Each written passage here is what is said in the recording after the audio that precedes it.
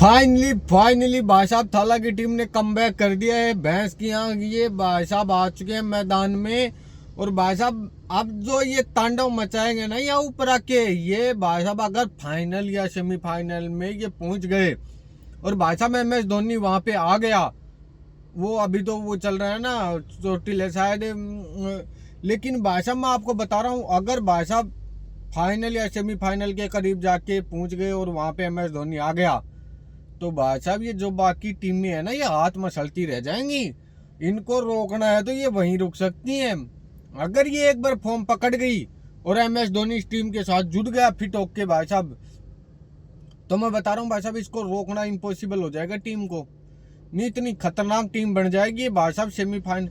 अबे यार, जो टीम 10 बार फाइनल खेल चुकी है उस टीम को तुम हल्के में आंकना बहुत ही बड़ी गलती है तुम्हारी। भाई साहब 1-2 सीजन देखो किसी भी टीम का बुरा जा सकता है, ऐसी कोई टीम नहीं है जिनका 1-2 सीजन बुरा जा सकता। हर टीम का 1-2 सीजन है ना आसानी से बुरा जा सकता है। तो भाई साहब यहाँ बैक टू बैक CSK के 2 सीजन बुरे जा चुके हैं, ये तीसरा सीजन चल रहा है। 24, 25, 26 तीसरा सीजन चल रहा है ये।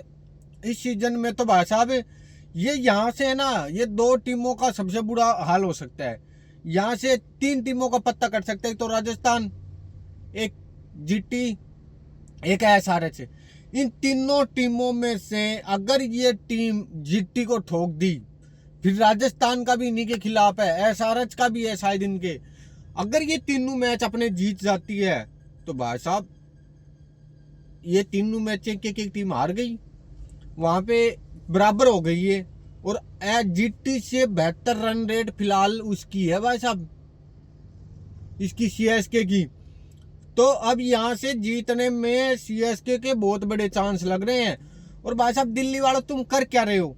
नहीं भैंस की आंख टॉप 4 में थी पिछली साल तक दिल्ली।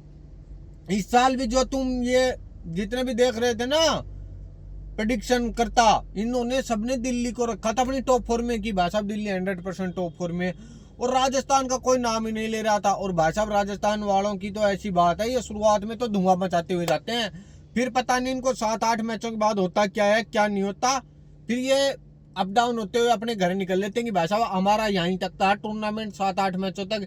या तो भाई साहब इन्होंने किसी ने गलत इन्फॉर्मेशन दे रखी है इनको कि भाई साहब 7-8 मैच होंगे IPL में, 14 नहीं तो ये 7-8 मैच तक तो भयंकर तबाही मचाते हैं। उसके बाद ये ऐसे गायब होते हैं पूछो मत। तो पता ही नहीं भाई साहब राजस्थान वालों के साथ क्या है, कोई ने इनको गलती इन्फॉर्मेशन दे रखी है, क्या सीन है इनका। और भाई साहब यहाँ से संजू सैमसन की जितनी तारीफ हो सकती है ना भाई साहब उतनी तारीफ करनी पड़ेगी भाई साहब संजू सैमसन की।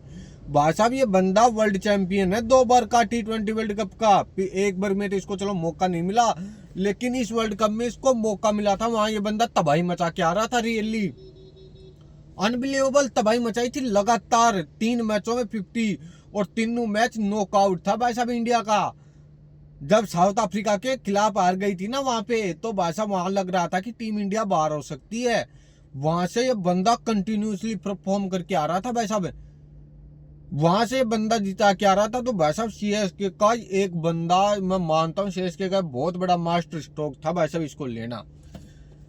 मुंबई के साथ डील चल रही थी, मुंबई वालों ने इसको ठुकरा दिया भाई साहब, बहुत बड़ी गलती हुई है मुंबई की से।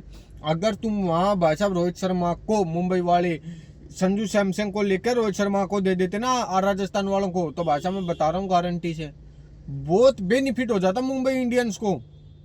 जो वहां पे सापा फैला हुआ था ना भाई साहब, वो सारा सापा खत्म हो जाता। हालांकि ये सूर्य कुमार यादव और रोहित शर्मा को देख के भी संजू सैमसन ले लेते ना, तो भाई साहब सबसे बेस्ट डील थी मुंबई इंडियंस के लिए IPL की, सबसे बेस्ट डील। क्योंकि भाई साहब वहां से इनकी टीम का जो तिकड़मबाजी चल रही है ना, वो एक तो खत्म हो जाती, एक ही एकदम शॉर्टकट हो जाता कि भाई साहब अगर आप परफॉर्म नहीं करेंगे, बाकी टीम वालों को पता लग जाता कि आप परफॉर्म नहीं करेंगे, जैसे इन्होंने 2 बड़े प्लेयर को निकाला है वैसे भाई साहब हमारा भी नंबर लग सकता है। तो भाई साहब ये टॉप की टीम है मुंबई इंडियंस। भाई साहब ये पॉलिटिक्स के चक्कर में ये टीम खराब हो चुकी है। और भाई साहब मैं तुम्हें बता रहा हूँ कि आखिरकार इनको छोड़ना पड़ेगा, या तो हार्दिक पांड्या को छोड़ना पड़ेगा, या ये सूर्य कुमार यादव रोहित शर्मा, इन तीनों में से या तो ये 2 प्लेयर को छोड़ेंगे या हार्दिक पांड्या को छोड़ेंगे। और हालांकि ये छोड़ेंगे, जब तक ये छोड़ेंगे नहीं तब तक इनकी टीम भी नहीं बनेगी भाई साहब।